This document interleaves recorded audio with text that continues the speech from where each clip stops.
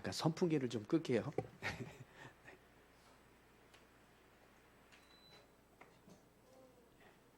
선풍기 소리가 마이크에 이렇게 후루룩 하면서 소리가 자꾸 들려서 좀 껐습니다.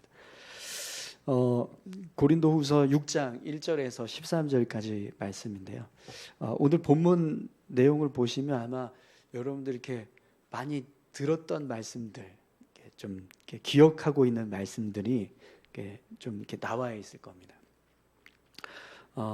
너희도 마음을 넓히라라는 제목으로 같이 함께 말씀을 좀 나눌 텐데요. 오늘 본문을 보면 바울이 이사야서 49장 8절의 말씀을 인용하면서 말씀을 시작하고 있습니다. 이사야서 49장 8절 말씀이 어떤 말씀이냐면 여호와께서 이같이 이르시되 은혜의 때에 내가 내게 응답하였고 구원의 날에 내가 너를 도왔도다.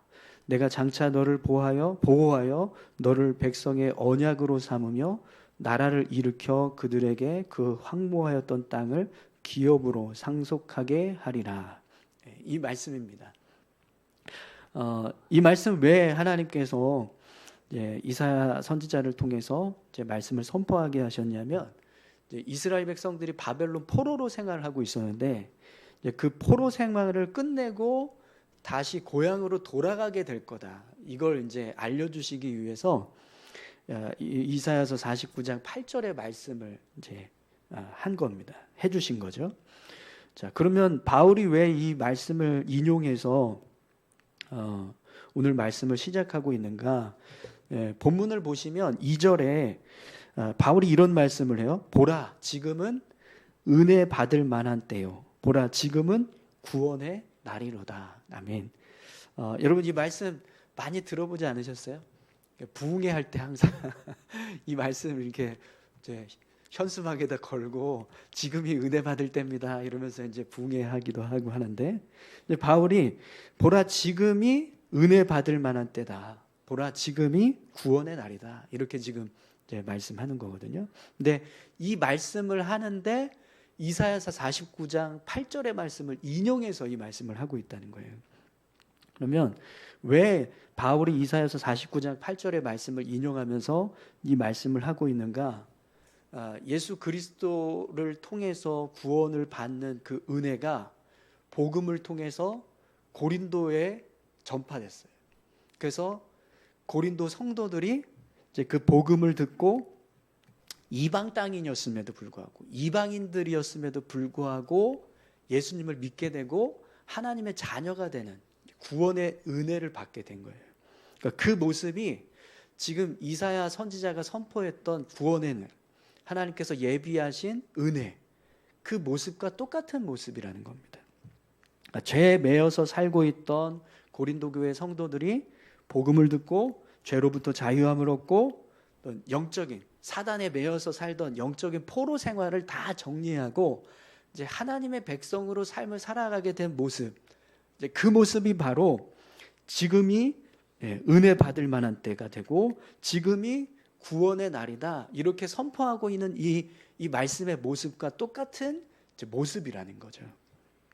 그래서 바울은 고린도 교회 성도들이 그렇게 복음을 듣고 예수님을 믿게 된 지금의 시간이 바로 하나님께서 예비하신 은혜 베푸시는 날, 구원의 날이다. 이걸 지금 말씀해 주고 있는 겁니다. 자, 그런데 여러분 지금 바울이 고린도 교회 성도들이 받은 은혜에 대한 이야기를 하는 거거든요. 그럼 여러분 고린도 교회 성도들이 받은 은혜를 한번 생각해 보십시오.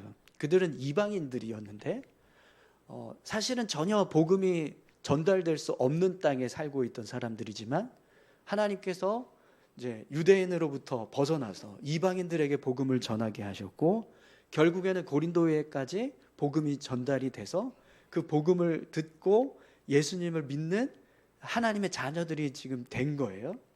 그러면 고린도 교회 성도들이 받은 이 구원의 은혜는 사실 굉장히 귀한 어떤 은혜라고 할 수 있을 겁니다.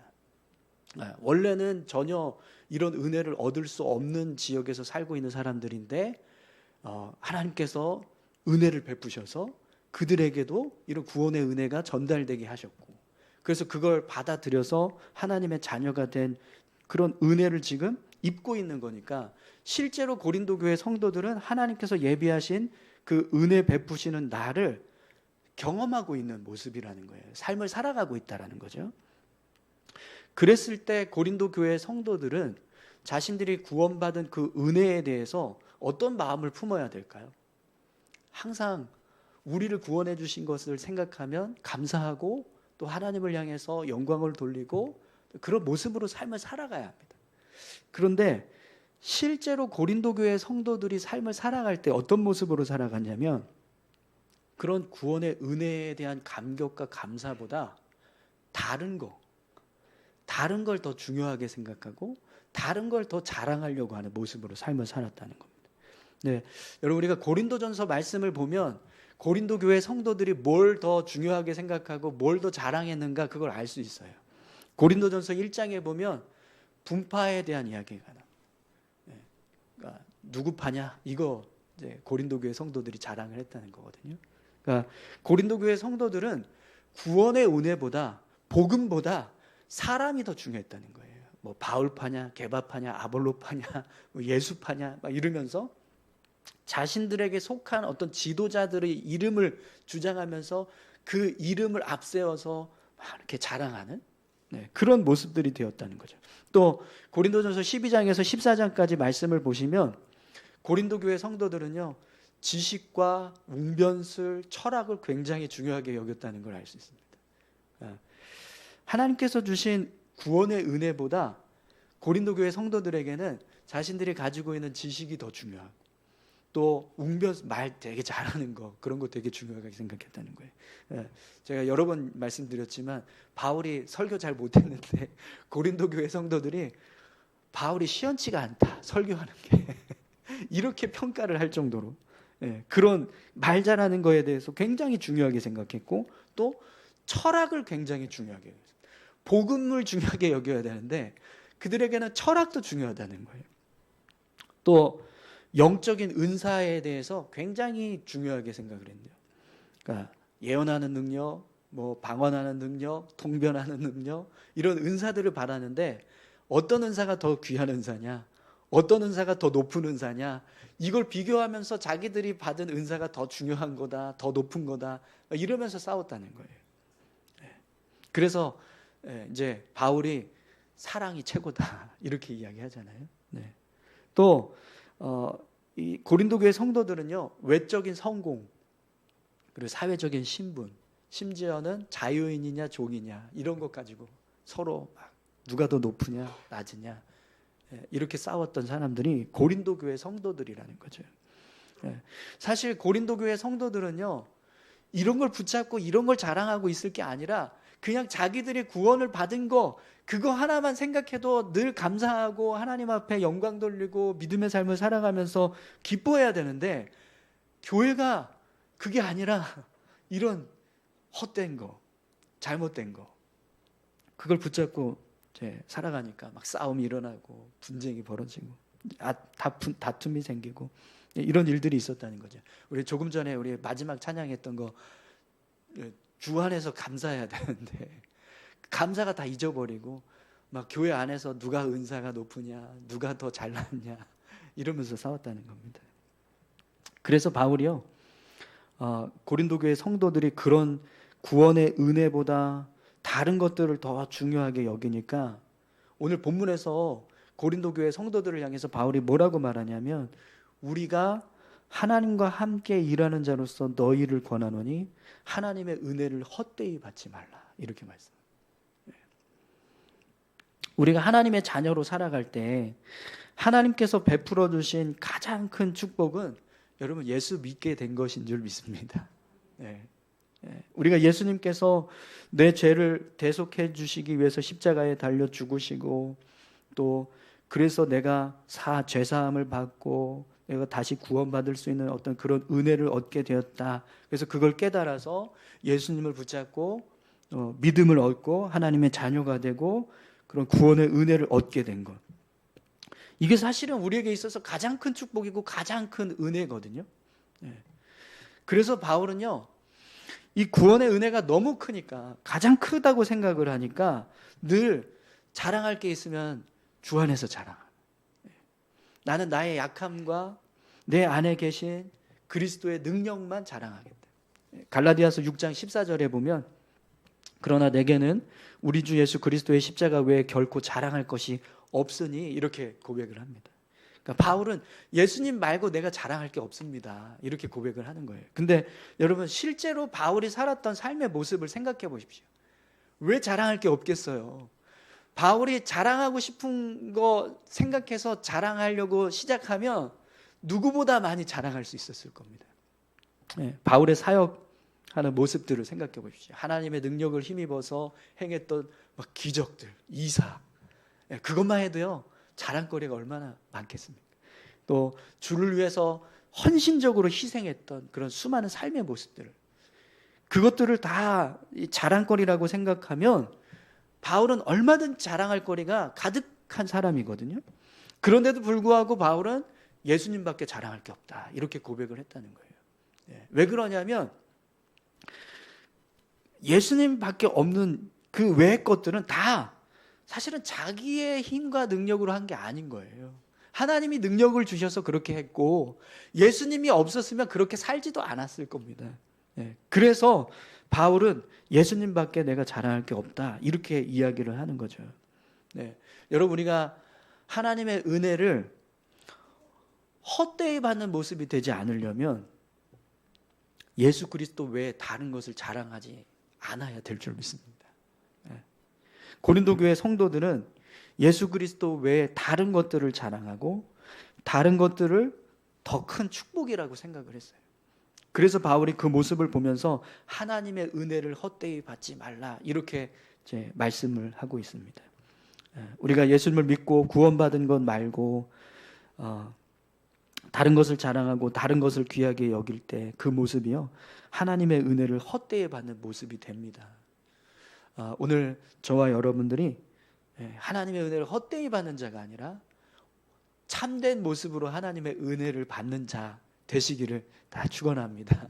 그러기 위해서는요 우리가 오로지 예수님만 자랑해요. 우리의 삶을 이끌어가고 계시는 예수님의 은혜만 자랑해야 될 줄로 믿습니다. 그래서 여러분 오늘 이제 본문을 보시면 바울이 우리가 헛된 것을 자랑하지 않고 참된 것을 자랑하기 위해서 뭐가 진짜인가, 뭐가 참된 것인가 이걸 설명해 주고 있어요. 여러분 3절에서 8절까지 이제 말씀을 함께 보실 텐데요. 8절 이 이름으로 그러했느니라 여기까지만 한번 읽어보겠습니다. 3절부터 8절까지 우리가 이 직분이 비방을 받지 않게 하려고 무엇에든지 아무에게도 거리끼지 않게 하고 오직 모든 일에 하나님의 일꾼으로 자천하여 많이 견디는 것과 환난과 궁핍과 고난과 매맞음과 갇힘과 난동과 수고로움과 자지 못함과 먹지 못함 가운데서도 깨끗함과 지식과 오래 참음과 자비함과 성령의 감화와 거짓이 없는 사랑과 진리의 말씀과 하나님의 능력으로 의의 무기를 좌우해 가지고 영광과 욕됨으로 그러했으며 악한 이름과 아름다운 이름으로 그러했느니라. 네, 아멘. 여러분 지금 바울이 자기가 살아왔던 복음의 일꾼으로 살아왔던 지금 삶의 모습을 이야기하고 있거든요. 그런데 바울이 어떻게 살았냐면 아무에게도 거리끼지 않기 위해서 살았다고 이야기합니다. 그래서 도움을 구하지 않고 다 스스로 해결하려고 했고 힘들고 어려운 일이 있어도 참고 많은 고난과 환난과 궁핍이 있었고 매맞음이 있었고 갇힘이 있었고 난동이 있었고 수고로움이 있었고 자지 못하고 먹지 못하고 이런 어려움들이 있었는데 이걸 다 견디고 이겨나갔다라고 고백을 합니다. 그런데 여러분 바울은요 이런 어려움들을 그냥 견디고 버티면서 이겨나간 게 아니고요 그 속에서도 깨끗함, 지식, 오래 참음, 자비함, 성령의 감화, 거짓이 없는 사랑, 진리의 말씀, 하나님의 능력으로 의의 무기를 좌우해 가지고 영광과 욕됨으로 그러했으며 악한 이름과 아름다운 이름으로 그러했느니라. 이렇게 고백을 합니다.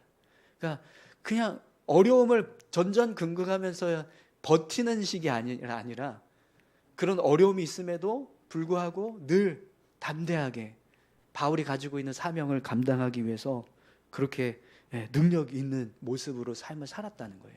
근데 여러분 8절에 보시면 바울이 영광과 욕됨으로 그러했으며 악한 이름과 아름다운 이름으로 그러했느니라 이렇게 말씀하고 있잖아요. 이게 무슨 뜻이냐면 바울의 삶은요 늘 양면의 평가를 받았어요. 바울이 사역을 할 때 어떤 사람들에게는 영광의 모습처럼 아름다운 이름처럼 보여지기도 하고요. 또 어떤 사람들에게는 악한 욕된 모습처럼 보여지고 악한 이름처럼 보여지는 모습이 되었다는 거예요. 왜 그렇게 되었냐? 주님을 위해서 삶을 살아가고 있는 바울의 모습을 믿음의 사람들은 영광의 모습으로 생각했어요. 그리고 아름다운 이름으로 바울의 이름을 기억을 했습니다. 그런데 유대인들이나 이방인들처럼 복음을 받아들이지 않고 오히려 바울의 사역을 방해하고 핍박했던 사람들이 볼 때는요 욕된 모습으로 보고 악한 이름으로 바울을 기억하는 거예요. 그러니까 사역을 하는데 주님의 사역을 감당하는 바울의 삶은요 늘 이렇게 한쪽에서는 영광이 되기도 하고 한쪽에서는 욕이 되기도 하고 한쪽에서는 아름다운 모습이 되기도 하고 한쪽에서는 악한 이름으로 보여지는 모습이 되기도 했다라는 겁니다. 자, 그러면 여러분 고린도 교회 성도들이 볼 때 바울의 모습은 어떤 모습으로 보여야 될까요? 고린도 교회 성도들이 바울을 본다면 어떻게 봐야 될까요? 고린도 교회 성도들은 바울의 모습을 볼 때 영광의 모습으로 보고 아름다운 이름으로 기억을 해야 합니다. 그래야 마땅할 거예요. 그런데 고린도 교회 성도들의 삶이 어떤 모습이었습니까? 구원의 은혜를 중요하게 생각하는 게 아니라 다른 걸 중요하게 생각합니다. 사람을 더 중요하게 생각해서 당을 짓고 분파를 나누고 또 인간적인 어떤 능력이나 지식을 소중하게 생각해서 자신들이 가지고 있는 그 지식을 자랑하고 은사를 비교해서 더 큰 은사를 받았다고 자랑을 하는 겁니다. 인간적인 신분, 사회적인 지위, 또 명성 이런 것들을 더 귀하게 여기는 사람들이었다는 거예요. 그러면 그런 시선을 가지고 있는 사람들이 바울을 볼 때 바울의 모습은 어떤 모습으로 비춰졌을까요? 욕된 모습으로 보고 악한 이름으로 보였다라는 겁니다. 그래서 고린도 교회 성도들이 바울을요 무시했어요. 사도가 맞냐 이렇게 그를 비난하기도 하고. 그러니까 고린도 교회 성도들은요 사실은 바울의 모습을 보면 다 정말 영광스럽게 보고 아름다운 이름으로 봐야 되는데 그들의 시선이나 관점은 왜곡되어 있었다는 거예요. 구원의 은혜에 대한 기쁨과 감사함, 그걸 가장 소중하게 생각하는 마음을 가지고 있지 않았기 때문에 그런 눈으로 바울을 보니까요 욕된 모습이 되고 악한 이름처럼 보여지더라는 거예요. 그래서 바울의 모습이요 이보다 더 비참하고 이보다 더 헛되고 이보다 더 무익하다. 이보다 더 무익한 모습은 없다. 이렇게 봤다는 겁니다. 그래서 바울이 여러분 이제 8절 이후에 이어지는 10절까지 말씀을 보면 믿는 사람들에게 비춰지는 자신의 모습 그리고 하나님 믿지 않는 사람들에게 비춰지는 자신의 모습 그리고 하나님 앞에서 믿는 사람들이 보는 자신의 모습이 어떤 모습으로 나눠지는가 그걸 이야기합니다. 우리 8절 이어지는 말씀부터 10절까지 한번 보시겠어요? 우리는 속이는 자 같으나 참되고 무명한 자 같으나 유명한 자요 죽은 자 같으나 보라 우리가 살아있고 징계를 받는 자 같으나 죽임을 당하지 아니하고 근심하는 자 같으나 항상 기뻐하고 가난한 자 같으나 많은 사람을 부요하게 하고 아무것도 없는 자 같으나 모든 것을 가진 자로다. 아멘. 여러분 바울은요 세상적인 것을 중요하게 여기는 사람들에게는 자신의 모습이 속이는 자, 무명한 자, 죽은 자, 징계받는 자, 근심하는 자, 가난한 자, 아무것도 없는 자처럼 보였다라고 말합니다. 그러나 실제로 하나님 앞에서 자신의 모습은 참되고 유명한 자가 되고 있고 살아있고 죽임을 당하지 않고 항상 기뻐하고 많은 사람을 부요하게 하고 모든 것을 가진 자가 되고 있었다. 이렇게 고백하고 있어요. 근데 여러분, 바울이 실제로 삶을 살았던 모습을 한번 생각을 해보십시오. 바울이 실제 삶을 살아가는 모습을 우리가 지켜본다면 어떻게 보일까요? 바울의 삶을 우리가 직접 눈으로 보면 아마 우리도요 전자의 모습으로 볼 거예요. 왜 그러냐면 맨날 핍박당하고 맨날 고난받고 맨날 감옥에 갇히고 맨날 매 맞고 맨날 고생하고 그런 모습으로 끊임없이 고난의 길을 걸어갔어요. 그렇기 때문에 바울이 실제로 삶을 살았던 모습은 이거 누가 봐도 다 전자의 모습이 되는 거예요. 욕된 모습, 악한 이름의 모습으로 보여줄 수밖에 없는 모습이 된다는 거죠. 그런데 바울은요, 자기 자신에 대해서 아주 분명하게 세상적인 관점으로 보는 것이 아니라 영적인 관점으로 보는 거예요.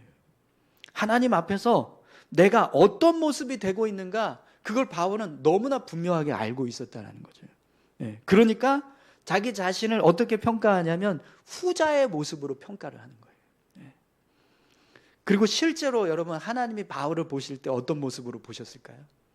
분명 후자의 모습이었을 겁니다. 전제가 아니라. 그래서 바울이 이제 자기가 고백을 하지만 이 고백은요, 하나님이 바울을 향해서 이야기하는 거예요. 그래, 바울아, 너는 참되고 유명한 자가 되고 있고 살아있는 자가 되고 있고 죽임을 당하지 않고 있고 항상 기뻐하고 있고 많은 사람을 부요하게 하고 있고 모든 것을 가진 자로 살아가고 있다. 하나님께서 이렇게 바울에게 말씀해 주고 계시는 거죠. 그러니까 분명 하나님은 바울의 정체성을요 이렇게 보고 계신다는 겁니다. 자, 그러면 여러분, 바울에게 있어서 사람들이 보는 바울의 모습을 바울이 더 중요하게 생각했을까요? 아니면 하나님이 바울을 바라보고 있는 그 모습을 바울이 더 중요하게 생각을 했을까요? 분명 바울은 하나님이 자기 자신을 바라보고 있는 모습을 더 중요하게 생각했을 것입니다. 그래서 자신의 모습을 보고 계시는 그 하나님께서 자신이 어떤 모습이 되고 있다라고 생각하시는가, 그걸 바울이 이제 고백을 하고 있는 거예요. 자신의 모습에 대해서. 자, 그러면 여러분, 이런 믿음의 고백을 가지고 있는 사람은요, 삶을 살아갈 때 내가 뭔가 내 믿음에 대해서 자랑을 해야 된다라고 한다면 뭘 자랑하게 될까요? 어떤 사회적인 신분이나 뭐 명예, 어떤 내가 가지고 있는 어떤 직분, 은사, 능력, 이런 걸 자랑하게 될까요? 그렇지 않습니다. 자신의 삶을 지켜주고 계시는 예수님, 자신의 삶을 이끌어가고 계시는 예수님의 은혜, 그것만 자랑하게 된다는 겁니다. 그래서 사도 바울이 나는 모든 것을 다 배설물로 여긴다, 이런 고백을 합니다. 그리고 오직 그리스도 안에서 발견되기를 원한다, 이렇게 고백하면서 삶을 살았던 거죠. 여러분은 여러분 자신을 어떻게 보고 계십니까? 내가 나를 평가할 때 어떤 모습이 되고 있다라고 생각을 하세요? 전자의 모습입니까? 아니면 후자의 모습이십니까? 욕되고 악한 이름으로 보여지는 것처럼 생각하십니까? 아니면 영광되고 아름다운 이름으로 보여지는 것처럼 생각하고 계십니까? 여러분, 우리가요, 바울처럼 이런 믿음을 가지고 삶을 살아가고 있다면 우리 삶에 어떤 어려움이 찾아오거나 힘든 일이 생겼을 때요, 우리는 분명 그 모든 것들을 잘 이겨내고 더 담대하게 믿음의 길을 걸어가게 될 줄 믿습니다. 아무리 힘들고 어려운 일들이 있어도, 고난이 와서, 사실 사도 바울도요, 고난이 왜 없었겠습니까? 주저하고 싶을 때가 왜 없었겠어요? 포기하고 싶을 때가 분명히 있었을 겁니다. 그런데도 불구하고 바울이 그런 어려움들을 잘 통과해 갈 수 있었던 이유는 자기 자신을 어떻게 생각했느냐라는 거예요. 나는 속이는 자 같지만 참되고, 무명한 자 같지만 유명한 자가 되고 있고, 죽은 자 같으나 살아있고, 징계를 받은 자 같으나 죽임을 당하지 아니하고, 근심하는 자 같으나 항상 기뻐하고, 가난한 자 같으나 많은 사람을 부요하게 하고, 아무것도 없는 자 같으나 모든 것을 가진 자다. 이렇게 고백을 하면서 삶을 살아가니까 지금 자신이 걸어가고 있는 이 길이 어려움이 있고 고난이 있음에도 불구하고 그걸 통과해 가더라는 겁니다. 여러분, 오늘 저와 여러분들이 나를 바라보는 모습이요, 사도 바울과 같은 이 고백을 가지고, 이 믿음의 고백을 가지고 여러분 자신을 바라보실 수 있기를 소망합니다.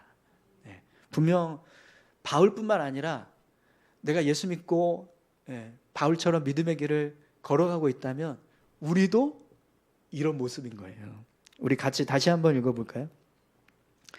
나는 속이는 자 같으나 참되고, 말씀으로 봐야지. 몇 절부터죠?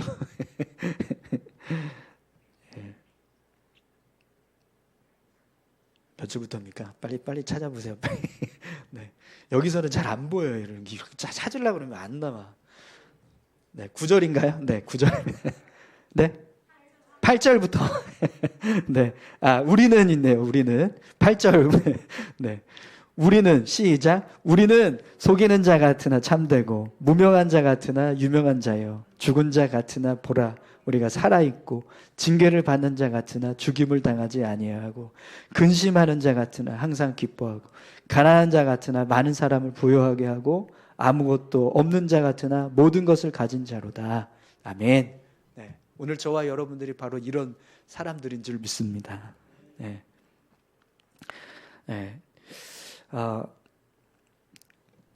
그러면 여러분, 오늘 우리가 이런 믿음의 고백을 가지고 삶을 살아가고 있다면 우리에게 있어서 가장 귀한 것, 가장 소중한 것, 우리에게 있어서 정말 내 인생에서 가장 가치 있는 일이다라고 고백할 수 있는 것은 분명 이 믿음의 길을 걸어가고 있는 모습이 될 줄 믿습니다. 근데 사람들이 우리를 보면, 세상 사람들이 우리를 보면 이 사람들은 왜 이렇게 헛된 일에 시간 낭비하고 물질 낭비하고 삶을 이렇게 허비할까, 이렇게 봅니다. 그러나 분명 우리 삶은요, 가장 귀한 일, 가장 가치 있는 일, 진짜 생명을 얻기 위한 일에 시간들을 드리고 물질을 드리고 삶을 내어드리고 있는 거예요. 아멘이시죠? 그러니 여러분, 오늘 바울의 권면처럼 하나님의 은혜를 헛되이 받는 자가 아니라 정말 가장 귀하게 여기면서 살아가는 저와 여러분들이 다 되실 수 있기를 축원합니다. 그런데 고린도 교회 성도들은 그렇지가 못했어요.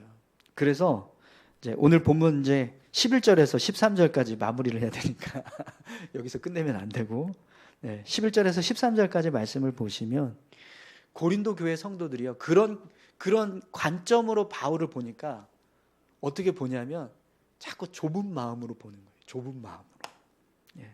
그래서 바울이 마음을 넓혀라 이런 권면을 합니다. 여러분, 우리 11절에서 13절까지 말씀 함께 보겠습니다. 고린도인들이여, 너희를 향하여 우리의 입이 열리고 우리의 마음이 넓어졌으니 너희가 우리 안에서 좁아진 것이 아니라 오직 너희 심정에서 좁아진 것이니라. 내가 자녀에게 말하듯 하노니 보답하는 것으로 너희도 마음을 넓히라. 아멘. 지금 바울은요, 고린도 교회 성도들에게 마음을 넓히라라는 권면을 하고 있습니다. 근데 이 마음을 넓히라고 하는 이 권면은 사실 고린도 교회 성도들이 좁은 마음으로 바울을 봤거든요. 그러니까 너무 이렇게 인간적인 눈으로만 보고 바울을 평가하고 폄하하고 그런 모습들이 있었어요. 그래서 고린도 교회 성도들에게 그렇게 인간적인 눈으로만 보지 말고 영적인 눈으로 좀 봐라, 이런 이제 변화를 촉구하는 건데, 근데 여러분, 이 지금 바울이 고린도 교회 성도들에게 이런 변화를 촉구하고 있는 이 권면의 말씀은 단지 바울을 바라보고 있는 시선만 바꾸라는 게 아니에요. 고린도 교회 성도들은 진짜 봐야 될 걸 못 보고 있었다는 겁니다. 그들의 눈이 변화돼서 정말 인간적인 가치 기준을 가지고 세상을 바라보지 않고 영적인 눈을 떠서 진짜 구원의 은혜에 대한 어떤 그런 눈이 열려지면 고린도 교회 성도들이 보게 되는 모든 것들은요 다 달라지게 될 거라는 거예요. 그들이 붙잡고 있었던 모든 중요하게 생각해야 되는 것들이 다 헛된 것이 되고 진짜 우리가 참된 것을 보지 못했었구나, 이걸 깨닫게 되는 거예요. 그래서 바울이 고린도 교회 성도들에게 마음을 넓혀라 이렇게 권면을 합니다. 근데 여러분, 우리 눈이요 이렇게 좁아져 있으면 뭘 봐도 다 똑같이 보여요. 이거 모 눈에 뭐만 보인다 뭐 이런 얘기도 하는데, 정치인들이 여러분 보시게 서로 이렇게 정당의 길을 서로 보는 거 보세요. 이건 뭐 다 나쁘대. 다 하나서부터 열까지 서로 다 나쁘대. 다 나쁜 놈들이고 다 막 나라 팔아먹고 있고 막 이렇게만 이야기한다는 거죠. 근데 왜 그러냐면 색안경을 끼고 본다는 거예요. 고린도 교회 성도들이 그렇게 바울을 볼 때도 그런 색안경을 끼고 보고 있었다는 거죠. 근데 그걸 좀 벗어버리고 진짜 영적인 눈을 뜨고 바라봐야 될 것들 보라. 그래서 마음을 넓혀라 이렇게 말씀하고 있습니다. 여러분 혹시 우리 시선이 그런 어떤 좁아진 모습으로 보고 있는 건 없으세요? 사람을 향하시든지 아니면은 어떤 일을 향하시든지 아니면 뭐 교회를 향하시든지 혹은 성도들을 향하든지 우리가 이렇게 좁아진 모습으로 보고 있는 것들이 있지는 않으신가요? 여러분, 우리 안에 있는 이런 좁아진 마음들을 걷어내지 않으면 우리는 진짜 봐야 될 것들을 보지 못하고 그냥 겉으로 드러나는 모습만 보고 잘못된 판단을 하게 될 겁니다. 그러나 우리가 이런 좁은 마음을 걷어내고 넓은 마음으로 보기 시작하면 분명 달라 보이고 사람도 달라 보이고 일도 달라 보이고 교회도 달라 보이고 이럴 때는 같이 아멘 하셔요. 우리가 달라질 줄 믿습니다. 사람이든 일이든 마음을 넓히고 보면 보이지 않는 진실된 모습이 보이기 시작합니다. 그럼 진짜 봐야 할 모습들을 보게 되는 거죠. 그때서부터 변화가 일어나요. 우리 같이 함께 기도하시겠습니다. 고린도 교회도 변화가 일어나려면 이 좁아진 마음을 넓은 마음으로 바꿔야 합니다. 넓혀야 합니다. 바울은 그걸 너무나 잘 알고 있었어요. 그래서 어떤 모습이 넓은 마음으로 보는 모습인가, 그걸 쭉 설명해 준 겁니다. 이게 바뀌면 고린도 교회가 바뀌게 되는 거예요. 근데 여러분, 우리도 똑같습니다. 우리의 눈이 좁은 눈으로 보고 있는 모습들이 넓은 마음을 가지고 보기 시작하면 우리도 변화될 줄 믿습니다. 하나님, 오늘 우리 안에 있는 이런 잘못된 시선, 고린도 교회가 바라보고 있던 중요한 것들을 혹시 우리도 바라보고 중요하게 여기고 있지는 않았습니까? 우리가 진짜 중요하게 여겨야 하는 것은 구원의 은혜, 예수 그리스도인 줄 믿습니다. 그 예수님을 바라보는 믿음의 눈을 뜨게 하셔서 사람을 보고 일을 보고 교회를 보고 사역을 볼 때 진짜 우리가 봐야 할 것들을 볼 수 있도록 하나님, 우리의 마음을 넓혀 주십시오. 우리 이렇게 같이 함께 기도하길 원합니다. 함께 기도하시겠습니다. 하나님 아버지, 감사합니다. 하나님, 우리의 시선이, 우리의 생각이 헛된 것, 무익한 것을 붙잡고 그것이 진짜인 것처럼, 그것이 전부인 것처럼, 그것이 가장 소중한 것처럼 생각하면서 살고 있지는 않습니다. 고린도 교회 성도들이 끊임없이 붙잡고 있었던 모습들은 다 정말 하나님이 보실 때는 아무것도 아닌 것들이었는데, 고린도 교회 성도들은 그걸 알지 못한 채 그저 헛된 것을 자랑하고 주장하고 귀하게 여기며 살았습니다. 아버지 하나님, 우리에게 있어서 가장 중요한 건 예수님을 믿게 된 구원의 은혜인 줄 믿습니다. 예수님을 바라보고 있는 이 시선을 하나님 더 분명하게 하나님 밝혀주십시오.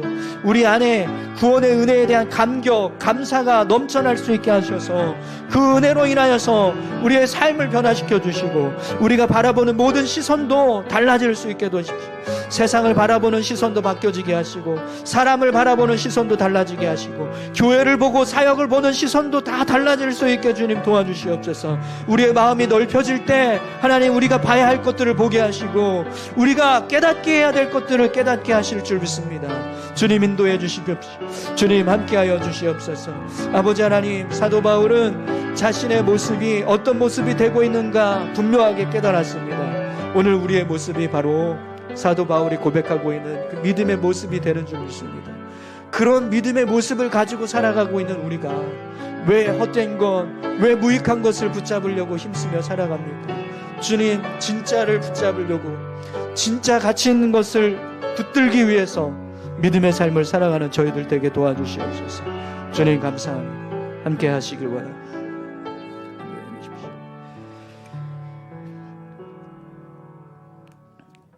하나님 감사합니다. 오늘 우리의 눈도 하나님 바울의 눈처럼 진짜 영적인 것을 볼 수 있는 참된 눈이 되게 도와주십시오. 우리 자신을 바라볼 때 그냥 욕되고 무익한 모습, 악한 모습이 아니라 영광되고 아름다운 모습이 되고 있음을 우리가 분명하게 알 수 있게 하여 주시옵소서. 그리고 그런 믿음의 모습으로 우리가 삶을 살아갈 때 세상을 바라보는 시선도, 또 사람들을 바라보는 시선도, 교회를 바라보는 시선도 다 변화될 수 있도록 주님 인도해 주시옵소서. 우리의 마음이 넓혀지기를 원합니다. 좁은 눈으로, 좁은 마음으로 보지 않게 하시고 넓은 마음으로, 넓은 눈으로 보는 우리 모두가 되게 하여 주시옵소서. 함께 하심을 감사드리며 예수님 귀하신 이름으로 기도합니다. 아멘.